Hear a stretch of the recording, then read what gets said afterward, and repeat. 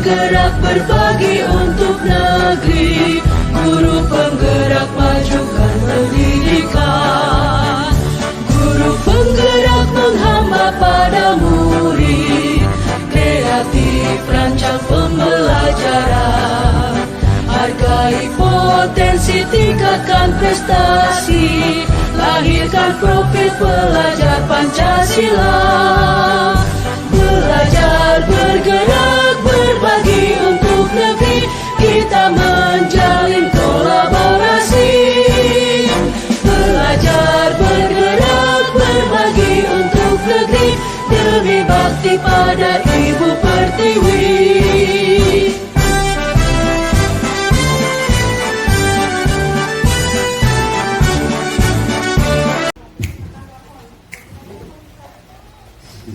Assalamualaikum warahmatullahi wabarakatuh. Bapak Ibu Kepala Sekolah SD 4 dan SD 10 yang saya hormati, teman-teman rekan-rekan guru SD 4 dan SD 10 yang sangat saya banggakan. Puji syukur mari kita sama panjatkan kehadiran Allah Ilahi, karena dengan izin kuasa dalam kita masih diberikan kesempatan dalam rangka kegiatan berbagi praktik penerapan dan pemahaman tentang budaya positif di lingkungan sekolah. Salam serta salam kepada baginda Nabi besar Muhammad Sallallahu Alaihi Wasallam. Insya Allah Tuhan rahmat bisa sampai kepada kita selaku pengikutnya. Hari ini saya akan menyampaikan materi tentang berbagi praktik penerapan dan pemahaman budaya positif di sekolah. Tapi sebelumnya saya memperkenalkan diri dulu. Nama saya Hasan ini SPD, calon guru penggerak angkatan 10 Kabupaten Bojonegoro, dan fasilitator saya Munawir Fatimah SPD MM. Berikut Ibu Windri Wartabone SPD selaku pengajar praktik. Teman-teman, saya hari ini meminta ke teman-teman untuk bisa fokus dalam menerima materi sosialisasi tentang berbagi praktek penerapan dan pemahaman budaya positif di lingkungan sekolah. Next. Sebelumnya, apa itu budaya positif? Tentunya kita semua sudah tahu budaya positif itu seperti apa, dan sudah sering kita laksanakan di sekolah kita. Ki Hajar Dewantara menyatakan bahwa untuk mewujudkan murid yang merdeka, murid harus memiliki disiplin yang kuat yang berasal dari dirinya ataupun berasal dari luar diri. Seperti apa yang dikatakan Dian Yosen dalam bukunya pada tahun 2001 menyatakan bahwa arti asli dari kata disiplin ini juga berkonotasi dengan disiplin diri dari murid-murid yang dapat membuat seseorang menggali potensinya menuju kepada sebuah tujuan, sesuatu yang dihargai dan bermakna bagaimana cara kita mengontrol diri dan bagaimana menguasai diri untuk memilih tindakan mengacu pada nilai-nilai yang berharga. Dengan kata lain, seseorang yang memiliki disiplin diri berarti merasa bisa bertanggung jawab terhadap apa yang dilakukannya karena mereka mendasarkan tindakan mereka pada nilai-nilai kebaikan universal. Ada 8 konsep inti positif. Yang pertama, perubahan paradigma belajar, kemudian disiplin positif, nilai-nilai kebaikan, kebutuhan dasar manusia, motivasi perilaku manusia, posisi kontrol, keyakinan di kelas, segitiga restitusi. Next. Berikut pembelajaran dengan paradigma baru. Pembelajaran dengan paradigma baru ini merupakan pembelajaran yang dirancang dan berdasarkan prinsip pembelajaran berdiferensiasi, sehingga peserta didik belajar sesuai kebutuhannya berdasarkan tahap perkembangan sesuai dengan teori psikologi modern untuk mewujudkan profil pelajar Pancasila.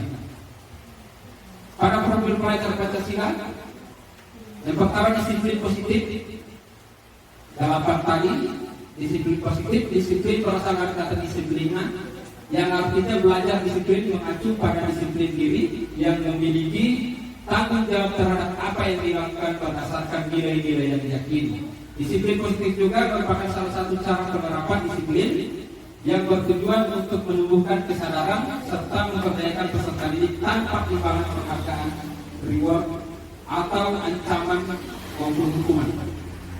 Sebagai pendidik, tujuan kita adalah menciptakan peserta didik yang memiliki disiplin diri sehingga mereka berperilaku mengacu pada nilai-nilai kebajikan universal dan memiliki motivasi intrinsik dalam perubahan perilaku arah yang lebih baik. Berikut kita masuk pada nilai-nilai kebajikan, nilai-nilai yang semakin bersama, lepas dari suku, bangsa, agama, bahasa maupun latar belakang. Contoh nilai kebajikan institusi sebagai berikut, yaitu contoh nilai kebajikan institusi, organisasi, 9 pilar karakter, yaitu cinta Tuhan dan segenap ciptanya, kemandirian dan tanggung jawab, kejujuran, amanah, diplomatis, hormat dan santun, dermawan, suka menolong dan gotong royong, percaya diri, kreatif dan pekerja keras, kepemimpinan dan kegiatan, baik dan rendah hati, toleransi, kedamaian dan kesatuan. Keterampilan hidup dapat dipercaya. Pertama dapat dipercaya bagaimana kita sebagai guru bisa dipercaya oleh peserta didik. Kemudian lurus hati, bagaimana hati kita terhadap peserta didik. Kemudian pendengar yang aktif, tidak merendahkan orang lain, memberikan yang terbaik dari diri. Berikut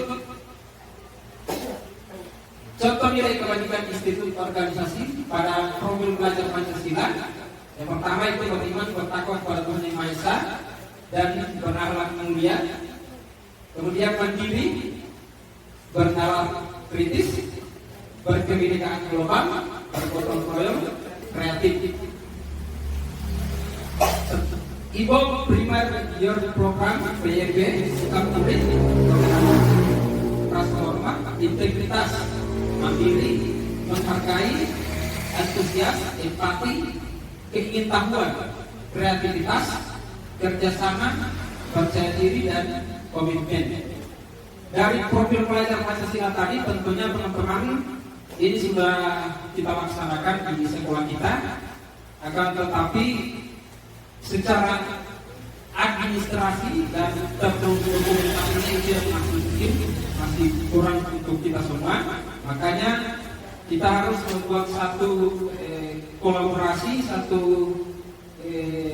pemahaman tentang bagaimana mengembangkan profil pelajar Pancasila ke depannya untuk peserta didik. Berikut kebutuhan dasar manusia.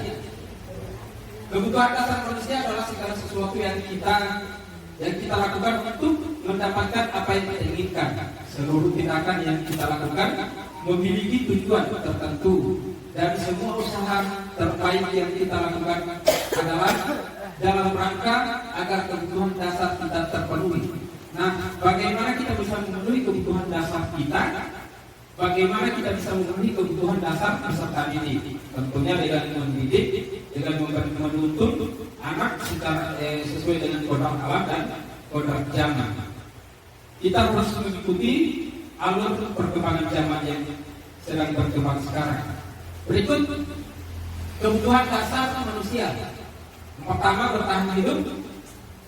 Tentunya kalau kita bertahan hidup mungkin butuh pakaian, makanan, tempat tinggal, kemudian keamanan dan kesehatan. Ini juga merupakan salah satu refleksi dalam diri kita.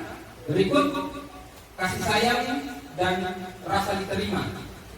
Rasa diterima, dipedulikan, berbagi, kerjasama, menjadi bagian di dalam kelompok. Nah, bagaimana kita selaku guru menjadi bagian dalam sebuah organisasi, menjadi bagian dalam sebuah staf, dalam satu staf di sekolah tersebut. Berikut penguasaan harga diri, keinginan untuk dianggap memimpin, berprestasi, kemudian diakui, didengar.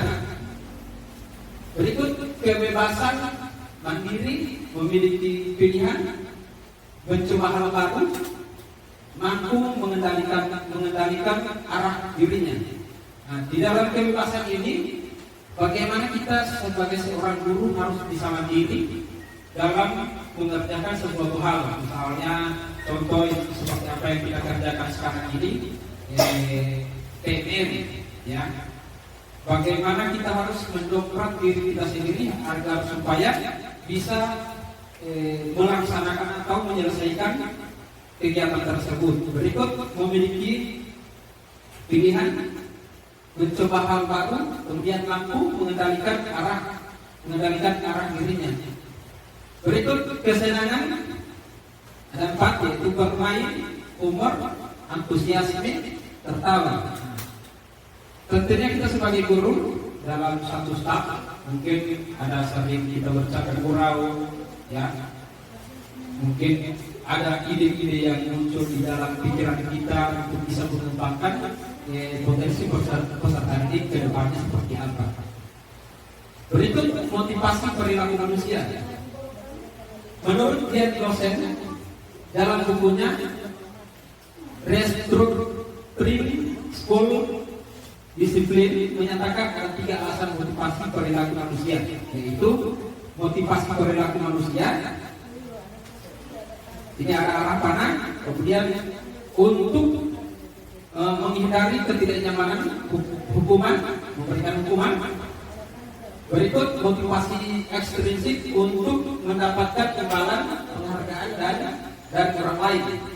Motivasi intrinsik untuk menjadi orang yang mereka inginkan dan menghargai diri sendiri dengan nilai-nilai yang mereka percaya.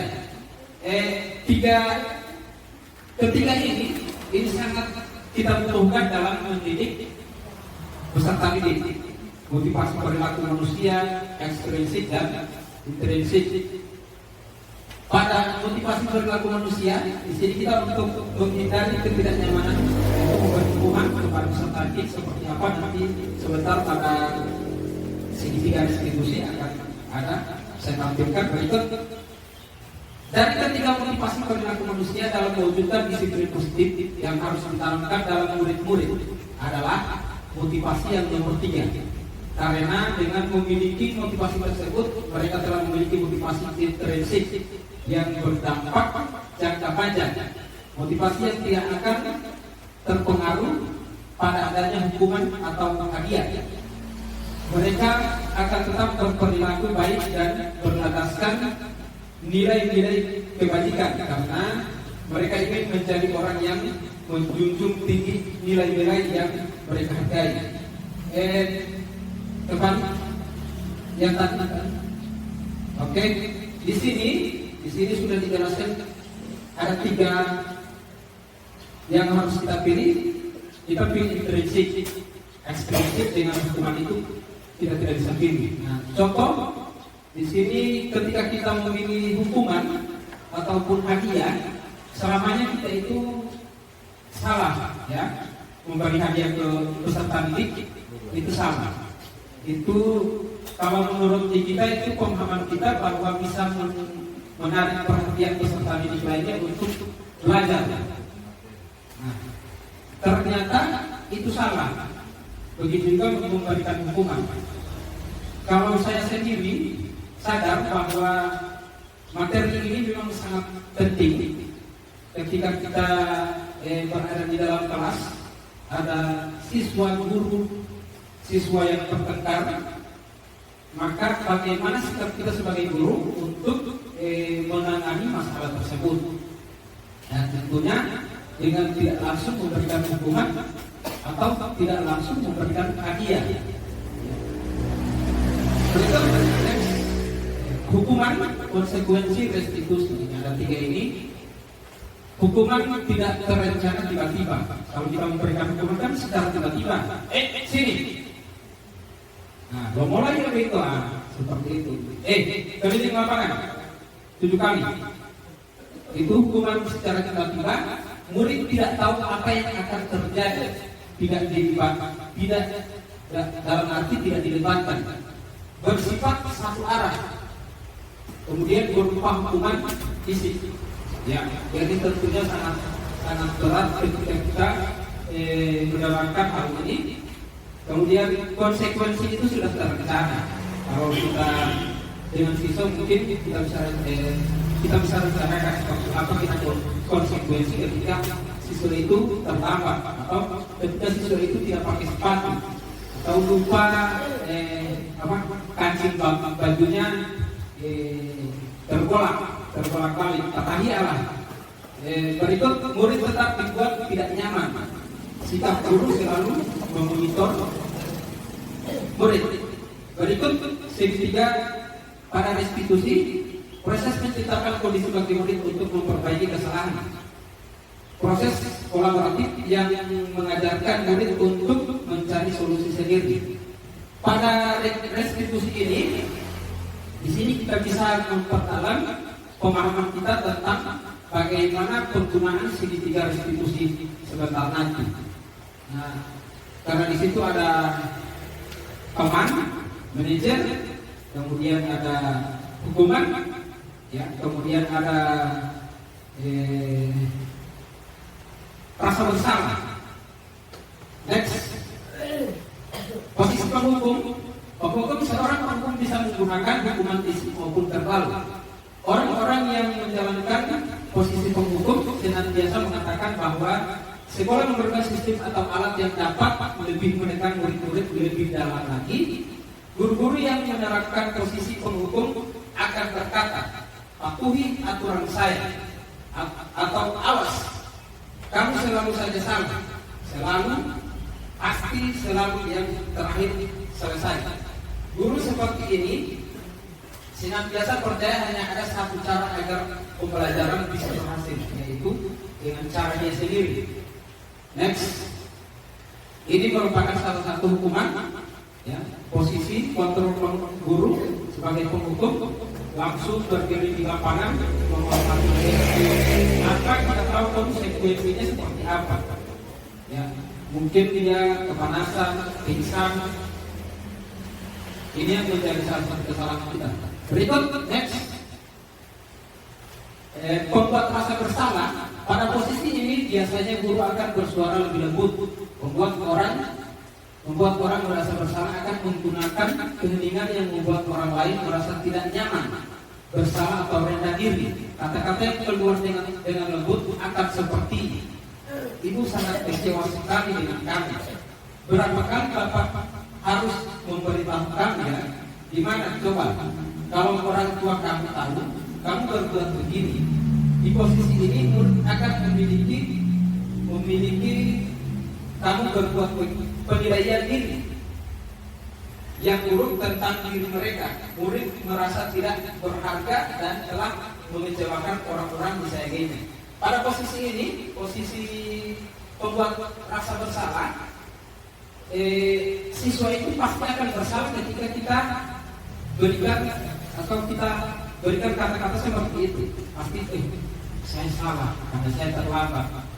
Mungkin dia bisa mengungkapkan apa keterlambatannya, sehingga dia akan berkata apa keterlambatannya itu karena gara-gara apa? Mungkin karena bangun telat atau tidur di rumah nenek, atau belajarnya sampai jam berapa, main gamenya sampai jam berapa. Nah, itu akan diungkapkan, pasti akan diungkapkan ke gurunya itu. Berikut, next, ini posisi kontrol guru.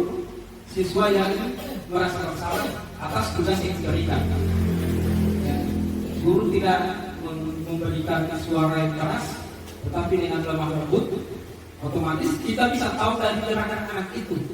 Pasti, dan saya juga sudah pernah mengalami hal ini. Mungkin tugas saya yang salah, salah, nah, itulah rasa bersalah anak. Next, teman.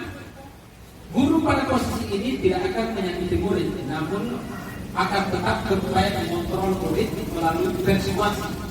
Posisi teman pada guru bisa negatif ataupun positif. Positif di sini berupa hubungan baik yang terjalin antara guru dan murid, guru di posisi teman menggunakan hubungan baik dan humor untuk mempengaruhi seseorang. Mereka akan berkata, ayo bantulah Dewi Bapak ya.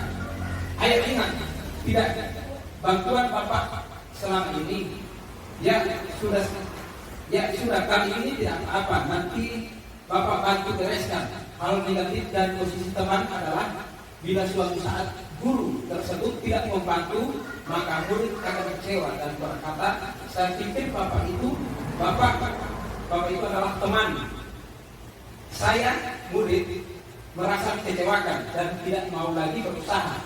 Hal lain yang mungkin timbul adalah murid hanya akan bertindak untuk guru tertentu dan tidak untuk guru lainnya. Murid akan bersatu pada guru tersebut. Ini posisi kontrol sebagai teman, ya. Sebagai teman itu berarti ada siswa yang hanya menjadi guru, ya. Hanya dipanggung itu yang seperti teman saya, karena setiap DP rasa bersalahnya itu pasti akan dia sampaikan. Salah tipe nol ini tipe gue yang berikan dengan saya. Nah, disitulah posisinya bahwa dia itu menjadi teman si guru ini, si Pak Noldi. Nah, tentunya kita sebagai guru bagaimana juga kita memposisikan kita sebagai teman untuk siswa.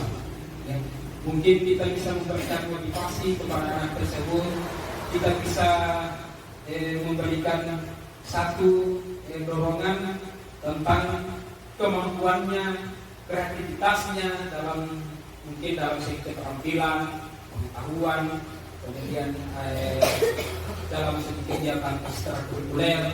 Nah, itu yang akan menjadi patokan atau yang bisa mendorong anak itu ketika menjadi teman kita. Posisi kontrol guru seperti ini, teman, ya, bersalaman atau saling bercanda gurau seperti itu. Berikut pemantau. Pada saat kita mengawasi, kita bertanggung jawab atas perilaku orang-orang yang kita awasi. Posisi pemantau berdasarkan pada peraturan-peraturan dan konsekuensi dengan menggunakan sanksi. Konsekuensi, kita dapat memisahkan hubungan pribadi kita dengan murid. Sebagai seseorang yang menjalankan posisi pemantau, pertanyaan yang diajukan seorang pemantau, peraturannya apa? Apa yang telah kamu lakukan? Sanksi atau konsekuensinya apa? Seorang pemantau sangat mengandalkan penghitungan catatan data yang dapat digunakan sebagai bukti atas perilaku seseorang.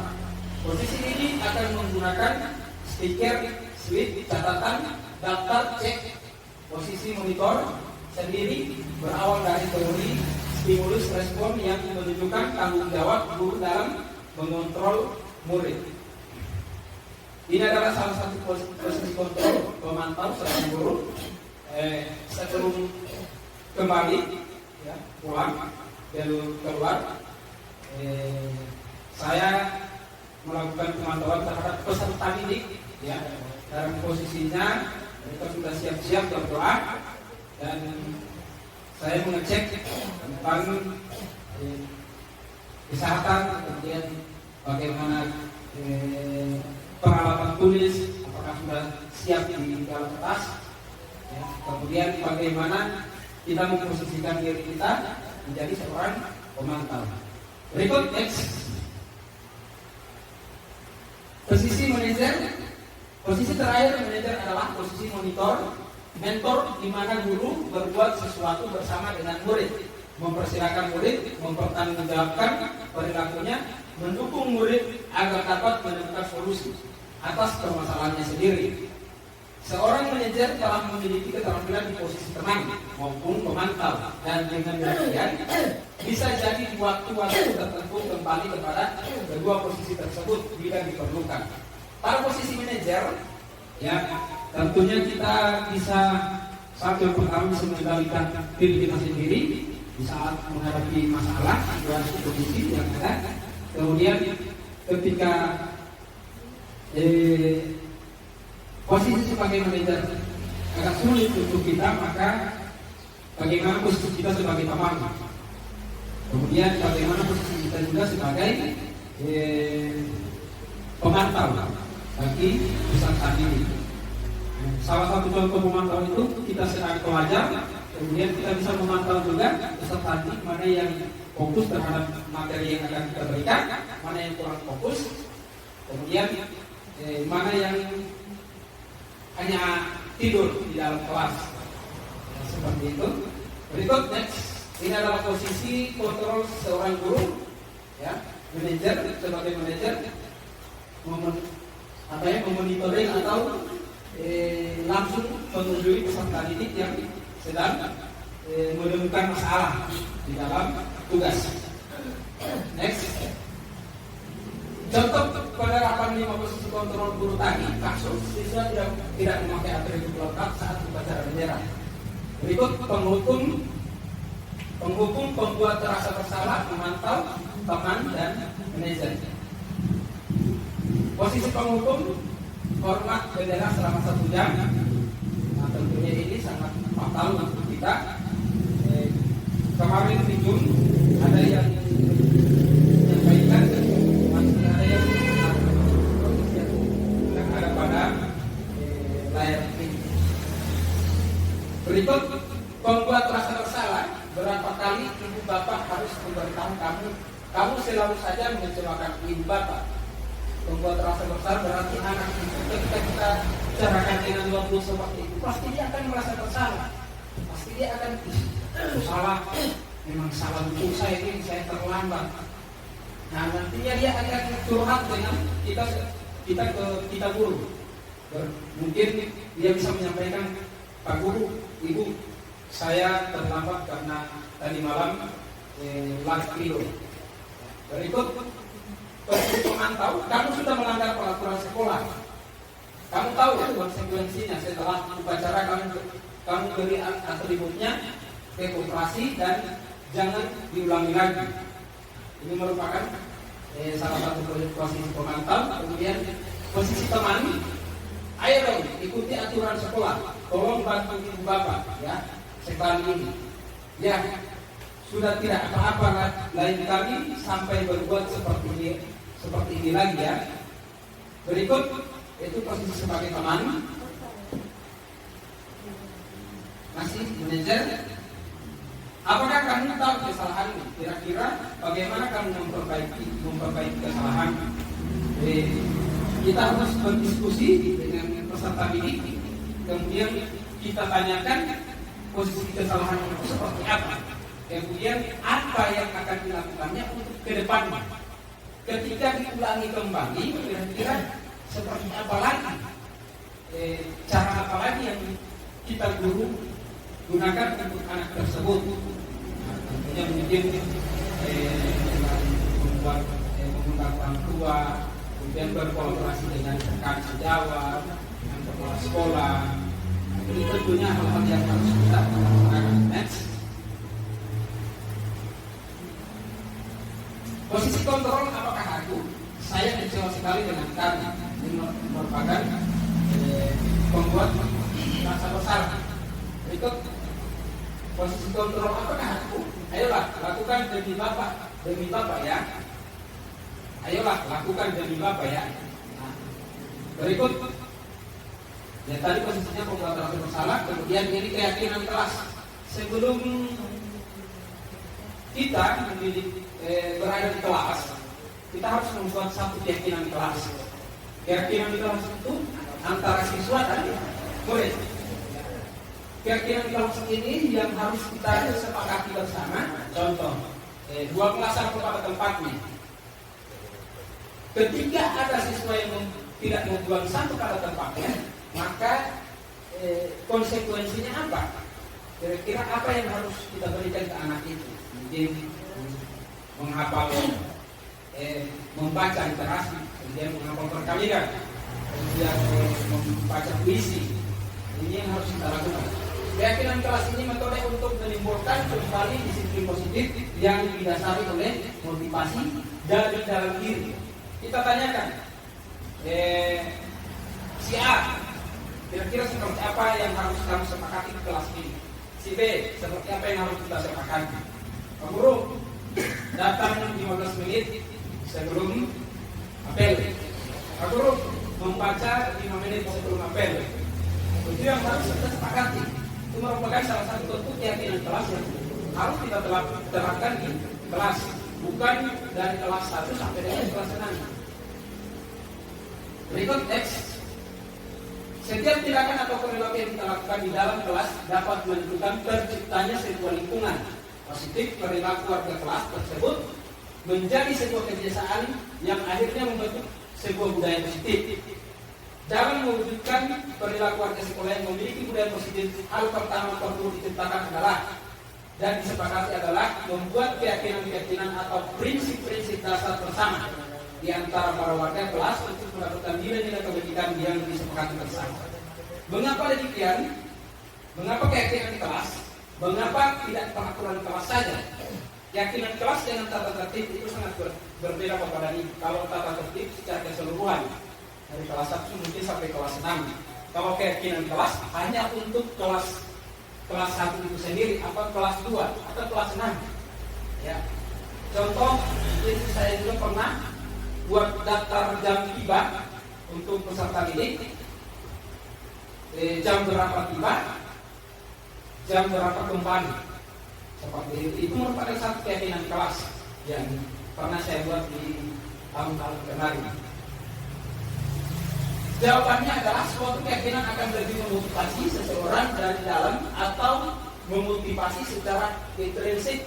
Seseorang akan lebih tergerak dan bersemangat untuk menjalankan keyakinannya daripada hanya sekedar mengikuti serangkaian peraturan yang mengatur mereka harus berbuat begini dan begitu, yang membuat ketidaknyamanan dan keterpaksaan. Berikut adalah cara pembuatan keyakinan kelas. Pada keyakinan kelas itu, contoh mungkin untuk kemarin untuk kelas 6, hari yang terlambat cabut rumput 30 rumput cabut. Kemudian dibuang ke tempat sampah, disampaikan ke gurunya.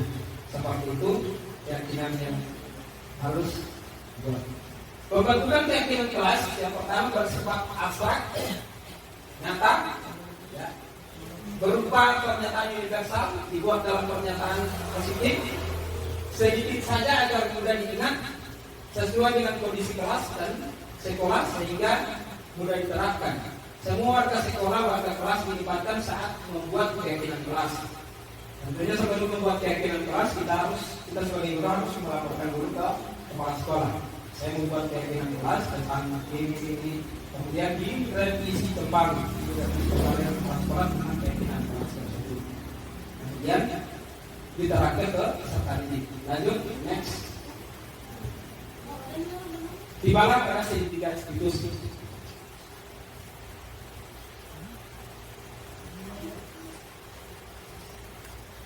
Segitiga restitusi, suatu proses dialog yang dijalankan oleh guru agar dapat menghasilkan murid yang mandiri dan bertanggung jawab.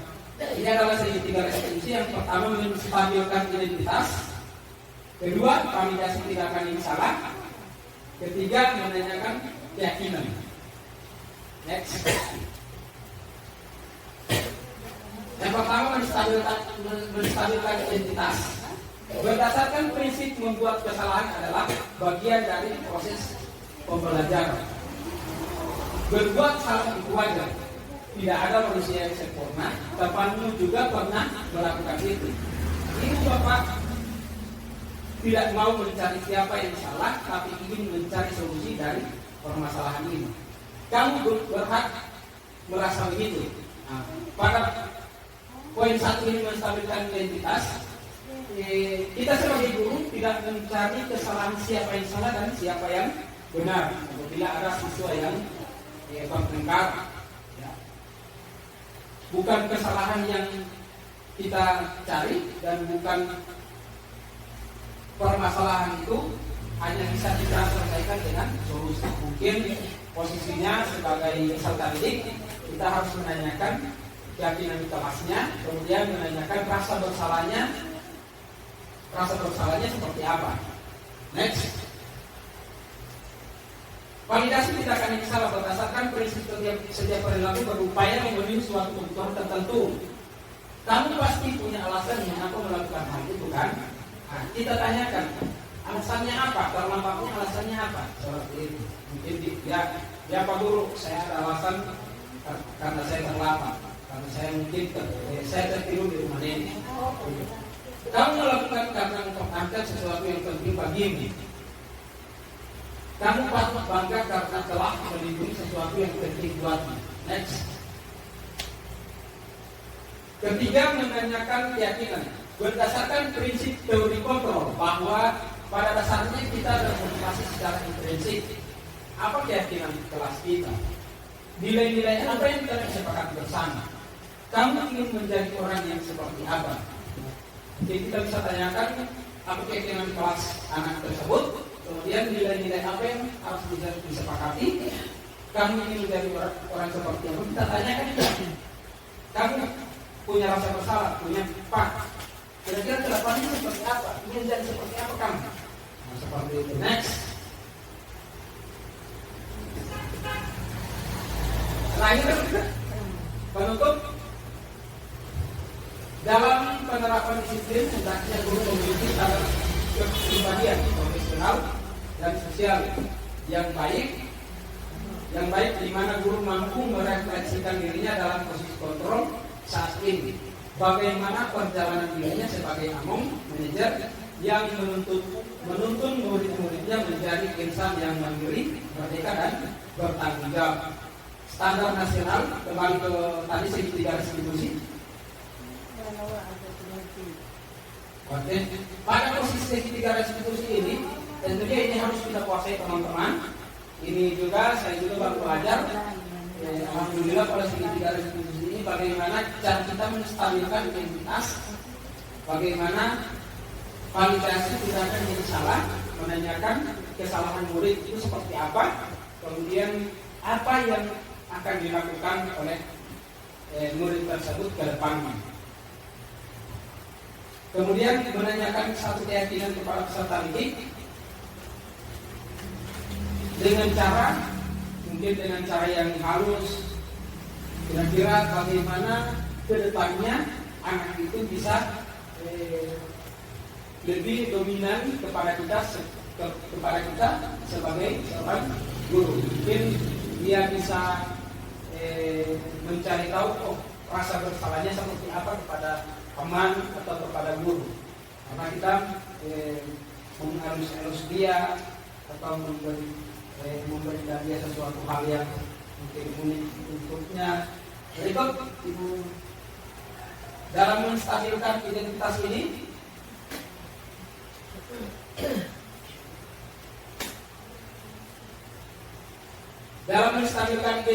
berdasarkan prinsip membuat kesalahan ini, di sini berbuat salah itu wajar memang. Dalam siswa itu semua seperti itu, dari kelas 1 sampai dengan kelas 6 saya menemukan hal itu. Membuat kesalahan itu pasti wajar-wajar saja. Mungkin dari cara mereka bermain yang kasar, kemudian tidak ada manusia yang sempurna. Memang kita sebagai manusia tidak ada yang sempurna. Kita pasti punya kekurangan masing-masing dan kita juga pasti punya kelebihan masing-masing. Di balik kekurangan itu pasti kita akan saling menutupi satu sama lain, dan di balik kelebihan itu pasti kita akan mengaplikasikan atau menyampaikan ke teman-teman apa kelebihan kita di dalam menstabilkan identitas sebagai seorang guru. Bapak Ibu tidak mau mencari siapa yang salah, tapi ingin mencari solusi dari permasalahan ini. Ketika mencari solusi permasalahan, anak-anak itu pasti akan emosinya itu naik. Ya, emosi daripada si A dan si B ini pasti naik. Nah, bagaimana cara kita meredupkan emosi peserta didik tersebut? Mungkin dengan cara bermain, mungkin dengan cara tertawa, dengan cara bermain seperti apalah yang bisa kita ciptakan sebagai guru. Karena kita sebagai guru pasti memiliki ide-ide yang cemerlang untuk mencerdaskan anak-anak bangsa. Berikut, kamu berhak merasa begitu. Nah, seperti apa siswa itu berhak? Itu hak saya. Itu bukan hak kamu, itu hak saya. Maka bagaimana posisi kita menjelaskan kepada peserta didik tersebut? Next, lanjut. Validasi tindakan yang salah. Berdasarkan prinsip tadi, apa yang saya bacakan tadi, kamu pasti punya alasan mengapa melakukan hal itu. Contoh misalnya siswa yang tidak memakai sepatu. Kamu pasti punya alasan mengapa kamu tidak memakai sepatu. Alasan kamu seperti apa? Ya. Mungkin alasannya, Pak, sepatu saya pasang, Pak. Sepatu saya pasang, kemarin saya sepulang sekolah masih bermain bersama teman-teman. Jadi singkatnya sepatu saya tidak sempat saya lepaskan. Kamu melakukan hal ini karena ingin mempertahankan sesuatu hal yang ada di dalam diri kamu. Karena dia sudah merasa bahwa ingin sekali bermain dengan teman-temannya, maka dia lupa mengeluarkan sepatunya. Sepulang sekolah langsung bermain, tiba-tiba hujan, sepatunya basah, sehingga dia hari esoknya tidak bisa memakai sepatu. Kamu patut bangga karena telah melindungi sesuatu yang penting buatmu. Kira-kira hal apa yang lebih menarik dalam kalimat ini? Contoh mungkin seorang siswa yang mengantarkan neneknya ke rumah neneknya, dari rumah orang tuanya ke rumah neneknya. Kemudian tiba-tiba hujan turun. Anak itu tertidur di rumah neneknya. Oleh karena dia punya rasa kasih sayang terhadap neneknya, dia tidur di rumah neneknya, lupa mengerjakan pekerjaan rumah. Ketika dia pulang besoknya di sekolah, dia mengerjakan pekerjaan rumah di sekolah. Maka otomatis posisi kita sebagai guru harus bagaimana memposisikan kita sebagai guru untuk bisa menjadi teman atau menjadi manajer terhadap peserta didik tersebut. Lanjut, menanyakan keyakinan. Pada menanyakan keyakinan ini, keyakinan kelas, nilai-nilai apa yang harus kita tanyakan? Tanyakan kepada siswa keyakinan kelas. Kamu tahu tidak keyakinan kelas yang kita sudah serahkan ke kelas? Tahu, Pak? Kira-kira seperti apa? Saya tidak memakai sepatu, Pak. Mungkin saya jam istirahat tidak bisa istirahat selama 15 menit. Saya berada di dalam kelas. Itu salah satu keyakinan kelas yang ada di kelas ini. Berikut nilai-nilai apa yang telah disepakati bersama. Untuk tadi nilai-nilai yang positif yang harus kita sepakati, bukan yang negatif. Seperti apa nilai yang positif? Mungkin Bapak Ibu sudah tahu. Tadi yang bisa kita contohkan membuang sampah, kemudian membaca literasi, kemudian menghafal ayat-ayat suci Al-Quran, ayat-ayat pendek, kemudian membaca puisi di depan kelas ketika ada kesalahan. Itu salah satu bentuk keyakinan yang harus kita berikan. Kita sepakati bersama. Misalnya kira-kira keyakinan kelas kami seperti apa?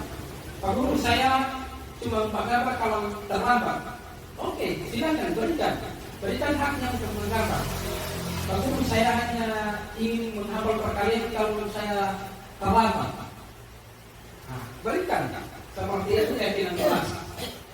Membuang sampah atau menyapu kelas, itu juga merupakan salah satu keyakinan kelas. Beda tata tertib dan keyakinan kelas.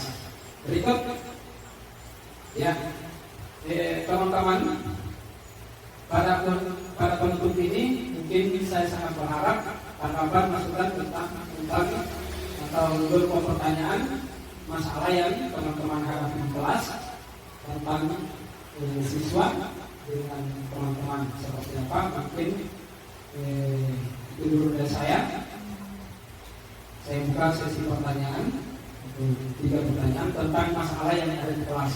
Mungkin bisa kita lihat solusi bersama. Dipersilakan.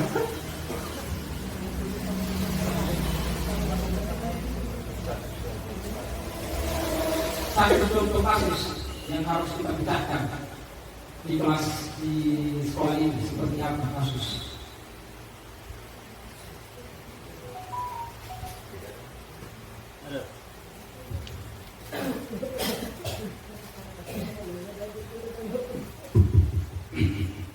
Bismillahirrahmanirrahim. Assalamualaikum warahmatullahi wabarakatuh. Terima kasih atas kesempatan yang diberikan. Langsung saja. Materinya sangat bagus tentang disiplin positif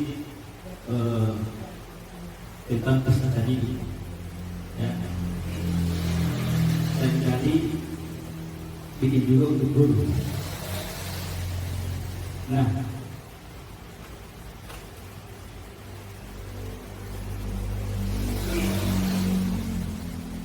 ada satu masalah yang terdapat di sekolah kami, ya. Nah, ini sangat langka, masalah ini sangat langka. Nah, nanti kita cari solusi bersama-sama bagaimana cara memecahkan masalah ini. Ada satu siswa yang setiap tahunnya tidak ada perkembangan, ya. Contoh seperti dalam segi membaca, ya. Setiap tahun itu dia tidak huruf, tapi mengaitkan huruf itu tidak tahu.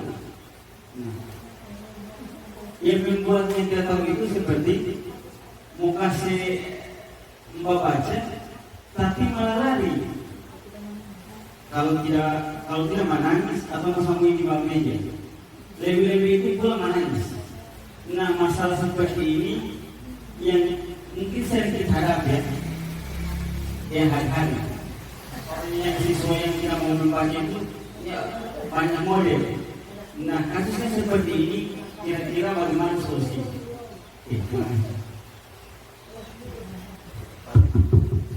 Mungkin masih ada lagi dari teman-teman yang lain.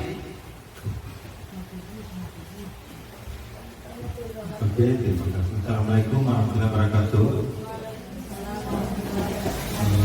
Pada kesempatan ini sebagai konsultasi ini tentunya kita sebagai seorang guru, alhamdulillah sedang mendapatkan pembelajaran seperti ini.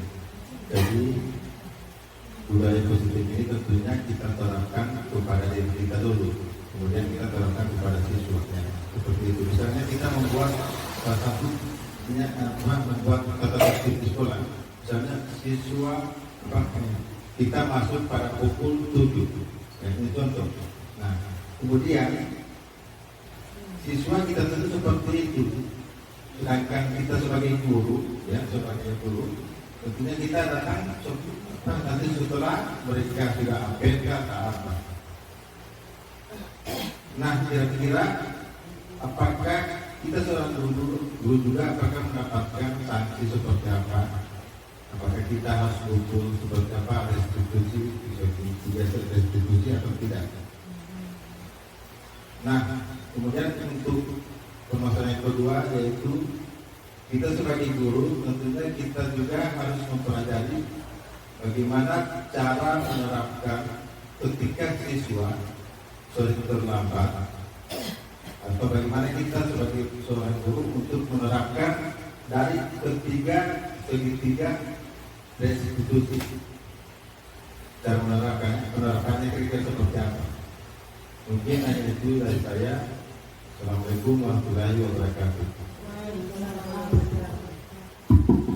Ya.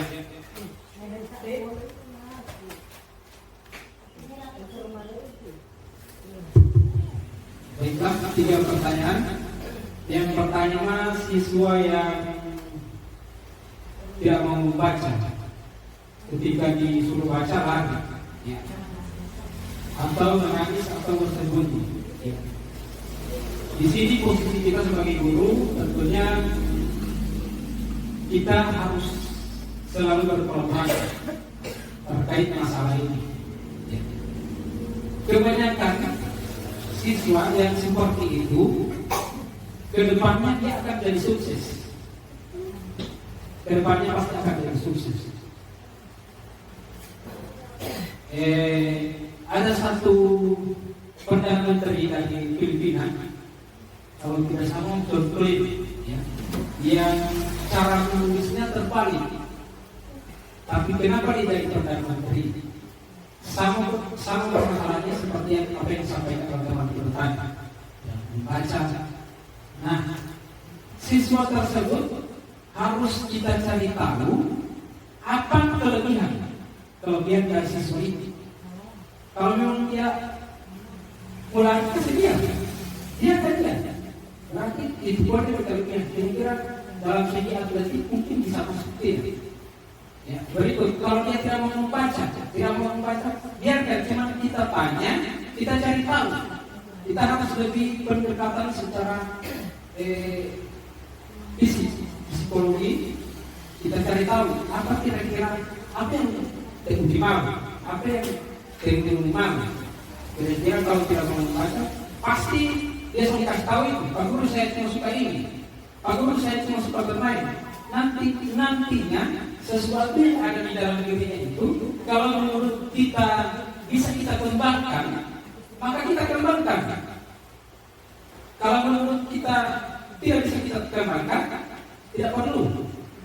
Kita cari tahu lagi apa yang harus dibikin. Contoh yang paling terdekat itu salah satu yang sekarang ini sudah di sekolah di Alia. Saya menganggap siswa itu memang tidak bisa melanjutkan karena kasar. Karya Mustafa karena orangnya kasar waktu itu. Suster saja dikata-katain yang hal-hal yang tidak baik. Cuman alhamdulillah baru orangnya juga waktu itu belajarnya juga tidak terlalu peka terhadap cara membaca. Tapi alhamdulillah dari seiring berjalannya waktu dia bisa pahami karena dia pasti sudah tahu posisi rasa bersalahnya itu seperti apa. Jadi insya Allah kita SDN 10 kita cari tahu bagaimana memposisikan anak-anak seperti ini. Mungkin kalau dia lari termasuk anak apa ya? Anak inklusif, termasuk di inklusif. Baru ada juga yang sering menangis di kelas. Mungkin termasuk anak yang kebutuhan khusus. Pasti ada yang berkebutuhan khusus, orang sering tidur. Contoh juga saya sendiri masih sekolah SD, waktu itu masih sering tidur. Jadi, tapi lambat laun pasti akan ada daya tariknya. Jadi, insya Allah kedepannya teman-teman dari SDN 10 kita cari tahu apa kelebihan anak kita tersebut. Kita berikan apa dia. Dan pernah saya seperti itu, anak marah-marah pasti dia lari, biarkan saja. Besoknya dia pasti akan kembali, pasti akan ada rasa bersalah kepada kita. Saya dulu tidak lagi.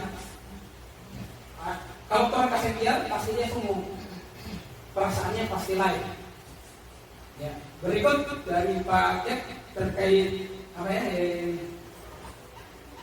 Segitiga restitusi terkait guru penerapannya.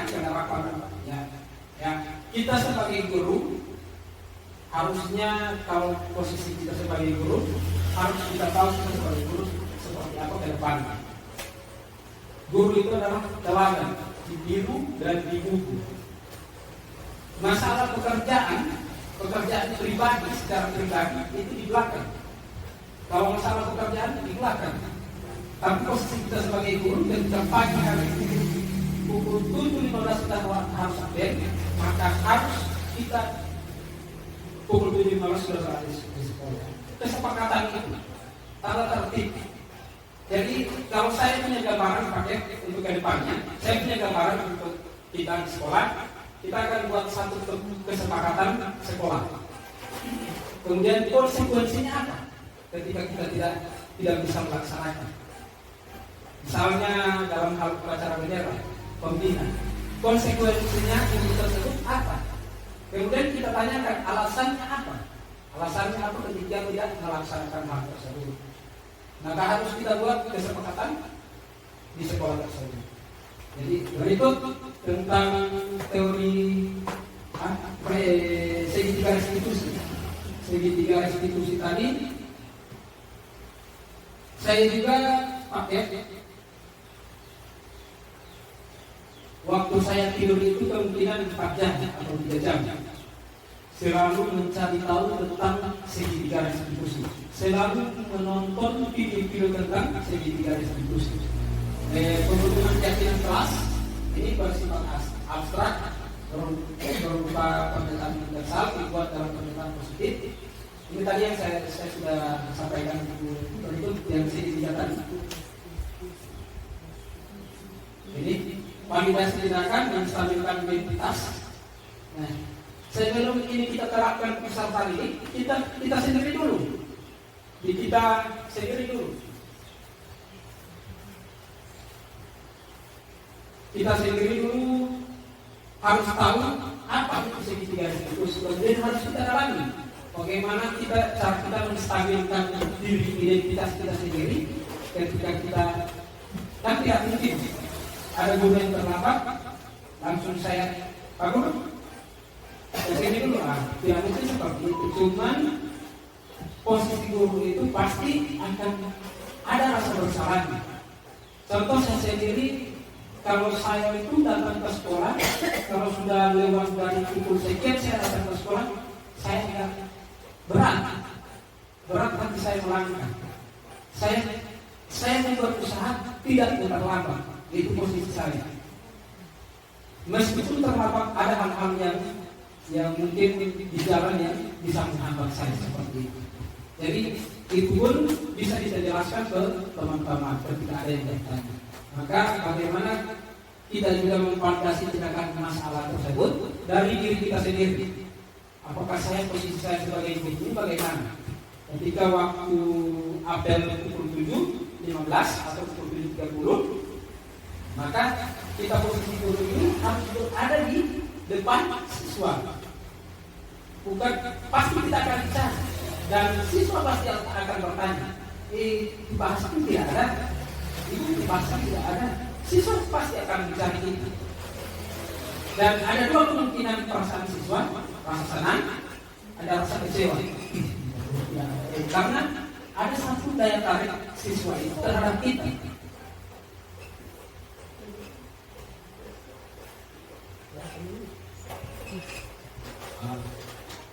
Jadi bagaimana daya tarik kita terhadap siswa kita? Mungkin di pertemuan kemarin kita bisa memberikan satu daya tarik berupa besok aku akan membawa berupa alat peraga seperti ini. Kemungkinan saya tidak bisa hadir besok. Pasti akan ada daya tarik siswa. Dia akan bertanya ke teman-teman guru lain. Di panggung tidak hadir, kenapa ya? Jadi mari teman-teman kita terapkan di dalam diri kita segitiga restitusi sebaik mungkin. Jika ada yang lebih perlu dipertanyakan, silakan saya lewat konten, silakan. Assalamualaikum warahmatullahi wabarakatuh. Waalaikumsalam warahmatullahi wabarakatuh. Langsung saja, terima kasih. Ini masalah gaya positif Pak. Yang ingin saya pertanyakan adalah bagaimana caranya jika seorang anak setiap hari dia saja yang terlambat. Awalnya mungkin kita pikir dia terlambat mungkin sebentar. Sudah dilakukan hukuman fisik, bukan kotak fisik seperti mencerut rumput, mengumpulkan sampah, menghormat bendera. Besok mengulang lagi. Setelah mengulang lagi, mungkin kita akan memberikan sanksi dengan nasihat yang membuat dia merasa bersalah dengan kelakuan yang dengan terlambat yang dilakukan setiap hari. Nah, bagi kita guru, kebetulan kita yang berada di desa sekarang, kebanyakan anak-anak kita IPA ke sekolah berdasarkan jam malam. Kalau mendung, masih di rumah. Alasannya masih lagi. Kalau hujan masih di rumah, alasannya lagi. Bagaimana kalau seandainya ada siswa yang di rumah itu ada sesuatu yang harus dikerjakan setiap pagi, sehingga minat sekolahnya ada, sehingga ke sekolah itu akan terlambat. Contoh Pak, ya, contoh Pak, pernah kami alami dulu sudah 5 tahun yang lalu mungkin ada siswa seperti itu, setiap hari terlambat. Sudah macam-macam hukuman kami berikan. Cabut rumput, besoknya lagi hormat bendera, besoknya lagi bersih WC, lusanya lagi ada lagi. Setelah diurus fisik, ternyata anak itu setiap pagi harus mengurus ibunya yang sakit. Harus. Mau tidak mau, dia akan terlambat. Apa yang kita lakukan? Karena kalau kita biarkan, akan jadi pandangan kepada siswa lain, dia bisa terlambat. Dia bisa. Jadi akan ada ikut-ikutan. Jadi apa yang akan kita lakukan? Apakah si anak ini dihukum setiap hari? Atau dibiarkan saja masuk? Jadi akan ada kecenderungan sosial kepada siswa lain. Demikian Pak.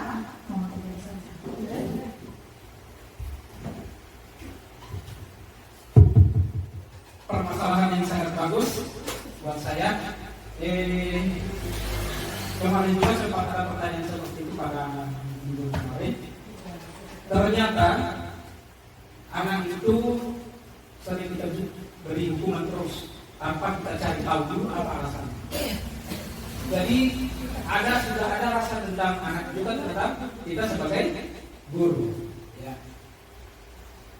Yang pertama, kita melakukan pendekatan dengan si anak. Pendekatannya seperti apa? Kemudian yang kedua, kita harus buat satu keyakinan keras dengan anak tersebut supaya dia tidak terlambat. Yang ketiga, kita harus kompetisi. Kita harus berkunjung ke rumah anak tersebut, ke ibunya, dan kita bisa menjelaskan ke orang tuanya seperti apa yang terjadi. Jadi otomatis orang tua siswa pasti akan masuk di sini, membuat rasa bersalah. Tapi orang gara-gara mama ini terlambat. Jadi upaya apa yang akan dilakukan oleh orang tua? Upaya apa yang akan dilakukan oleh anak ketika dia datang ke sekolah nantinya? Dan itu harus kita sampaikan ke peserta didik lain. Kita ajak mereka anak-anak sehingga tidak ada unsur kecemburuan. Cuma akal-akalan atau apa seperti apa, tidak seperti itu. Ini yang harus kita langkah-langkah yang harus kita lakukan. Jangan kita dianggap sebagai pembuat rasa bersalah. Terlambat, putar 7 keliling lapangan. Berarti ada rasa dendam anak ke kita. Makanya posisi yang paling bagus untuk itu adalah sebagai manajer, kemudian sebagai teman, kemudian sebagai pemantau. Kita lakukan pemantauan terhadap anak itu. Bagaimana caranya? Dengan cara mengunjungi orang tua, kemudian berkolaborasi dengan teman-teman yang ada di sekolah. Kira-kira solusinya seperti apa anak ini? Atau kita kunjungi bersama, kita panggil siswa. Kemudian kita tanyakan sama orang tuanya, seperti apa yang diurus oleh anak tersebut. Mungkin buka masak, atau masih menyiapkan komputer, konsumsikan untuk orang tuanya. Maka kita harus bicara baik-baik dengan cara bahwa posisi kita guru harus membuat si anak ini dan si ibu punya rasa bersalah terlambat saya punya anak. Sehingga semua anak teman-teman guru, tidak anak siswa yang lain tidak rasa iri. Mungkin itu jawaban sama yang seperti kemarin. Dan masalah yang paling rumit itu ada siswa SMA yang sering berkelahi terus, bahkan sudah didatangi perlindungan anak, tetap masih seperti itu. Maka tinggal kita guru yang memposisikan diri bagaimana mendidik anak tersebut. Kalau kita lakukan kegiatan, pasti dia akan berpikir, oh kita provokasi dia. Tapi kita harus buat kesepakatan, jangan buat keributan di kelas. Ya, maka harus bikin pernyataan dengan anak tersebut. Jadi itu Ibu Ben. Bagaimana Pak kalau seandainya anak itu lebih memilih berhenti sekolah karena dia mungkin merasa bersalah? Saya merasa bersalah karena setiap hari tingkah saya seperti ini, saya ditegur guru, sekolah akan bermasalah. Apakah anak itu yang merasa bersalah atau pihak sekolah yang merasa bersalah? Kalau seandainya anak itu bisa berhenti sekolah karena sering terlambatnya dia itu dengan hal-hal yang memang tidak bisa ditinggalkan. Contohnya ada orang tuanya sakit, memang yang harus karena berubah. Seandainya dia berubah dengan, karena sudah pernah ada di sekolah sini, pernah sampai di sekolah. Karena apa? Ke sekolah setiap hari dapat teguran, dapat tindakan. Jadi ketika si anak itu tiba-tiba berhenti sekolah, pihak mana yang bersalah? Apakah pihak anak itu dia merasa bersalah karena mungkin kelakuan saya ini dia saya keluar jauh, atau pihak sekolah karena sering menegur dia? Kalau saya pihak sekolah, ya, kalau saya pihak sekolah tidak ada rasa bersalah, karena sudah ada langkah-langkah yang kita lakukan dengan cara dengan fisik, kemudian berkolaborasi dengan teman, kemudian mendidik anak itu, mengajak anak itu berdiskusi, bermain dengan cara bagaimana, tidak ada rasa bersalah. Artinya kita membiarkan saja itu keputusannya dia. Ya, itu keputusannya dia. Mau dapat masuk sekolah atau tidak. Tetapi kita harus memberikan motivasi ke dia. Kita harus memberikan motivasi gambaran agar supaya dia ini bisa sekolah kembali. Nah, seperti apa halnya?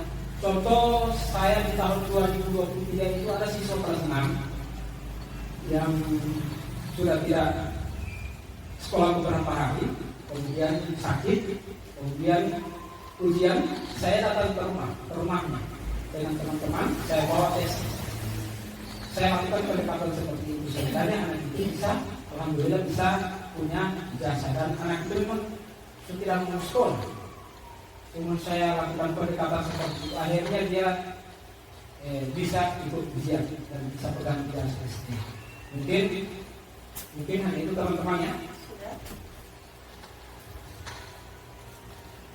Baiklah teman-teman, alhamdulillah untuk sosialisasi penerapan budaya positif hari ini telah selesai. Terima kasih banyak kepada Pak Pensek, Polsek, rekan-rekan guru SDN 4 dan SDN 10. Insya Allah ilmu ini akan lebih saya perdalam, tidak perdalam. Mohon sharing kita, walaupun melalui WhatsApp ataupun secara mandiri, penetapan tentang bagaimana penerapan segitiga institusi, bagaimana menerapkan budaya positif. Budaya positif itu harus kita terapkan dari sekarang, mulai dari diri kita sendiri, dan kita sebarluaskan ke siswa kita. Mungkin hanya ini dari saya. Terima kasih. Wabillahi taufiq wal hidayah. Wassalamualaikum warahmatullahi wabarakatuh. Waalaikumsalam warahmatullahi wabarakatuh.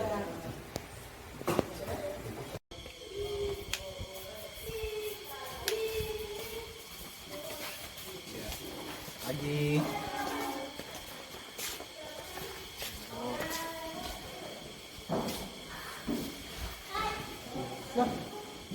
Selamat pagi Yunus. Pagi Pak. Kok Yunus tidak memakai sepatu? Apa kakinya terluka? Tidak Pak, sepatu saya basah. Oh ya, tidak apa-apa. Semua orang pasti melakukan kesalahan. Seperti ke temanmu kemarin, karena melakukan kesalahan tidak memakai sepatu, maka ibu bisa menasihatinya sedikit. Tapi saya takut Pak. Tidak apa-apa. Kamu kan melakukan ini pasti ada alasannya kan? Iya Pak, kemarin sepulang sekolah saya bermain dengan teman sampai kehujanan keasikan bermain. Oh ya. Nah, Berarti Yunus sudah bagus hari ini, datang tepat waktu, hanya saja tidak memakai sepatu. Nah, kira-kira menurut Yunus, tindakan Yunus itu melanggar keyakinan kelas tidak? Melanggar Pak. Keyakinan kelas apa yang Yunus langgar? Saya tidak memakai sepatu ke sekolah Pak. Nah, menurut Yunus, memakai sepatu ke sekolah itu penting tidak? Penting Pak. Nah, kalau tahu itu penting, tindakan apa yang harus Yunus lakukan ke depan? Mengganti sepatu dulu saya pulang sekolah Pak. Sebelum bermain dengan teman supaya sepatu saya nggak kena hujan lagi Pak. Bagus. Jadi kalau kamu sudah memperbaikinya, kamu akan menjadi seorang apa kira-kira ke depan? Saya akan menjadi orang yang teliti dan bertanggung jawab Pak. Ya, bagus. Duduk. Yunus kembali ke tempat duduk dan siap-siap menerima pelajaran berikutnya. Baik, terima kasih Pak. Ya, sama-sama.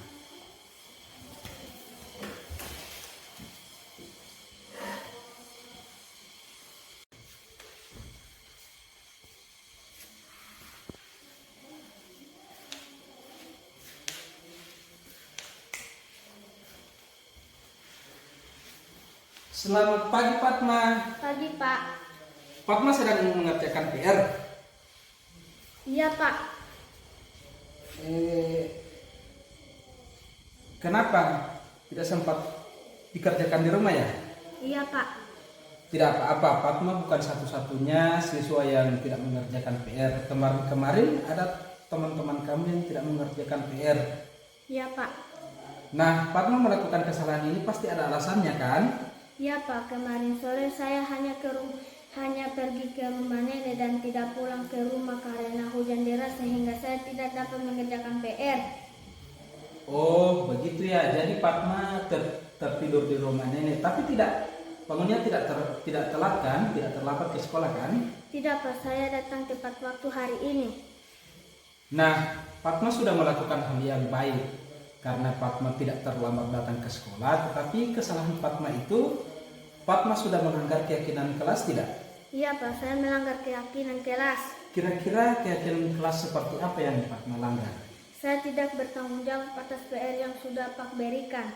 Nah, kalau tahu begitu, kira-kira sikap tanggung jawab itu penting atau tidak? Penting Pak.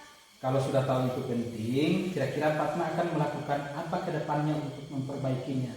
Saya tidak akan menunda-nunda waktu untuk mengerjakan PR Pak. Baik, jika Fatma sudah memperbaikinya, kira-kira Fatma akan menjadi seperti apa yang ke depannya? Saya akan menjadi orang yang bertanggung jawab Pak. Baiklah, terima kasih. Nanti akan dilanjutkan dengan pelajaran selanjutnya ya. Iya Pak.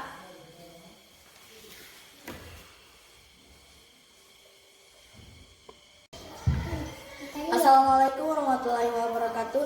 Saya berterima kasih kepada Pak Guru. Perasaan saya senang karena Pak Guru mendidik saya dengan baik dan mengingatkan saya tentang keyakinan kelas. Saya berjanji akan bertanggung jawab dan lebih teliti. Makasih Pak Guru. Assalamualaikum warahmatullahi wabarakatuh. Perasaan saya senang karena Pak Guru telah mengingatkan saya bagaimana cara bertanggung jawab dalam mengerjakan tugas. Terima kasih Pak Guru yang baik. Salam sehat dan tetap semangat.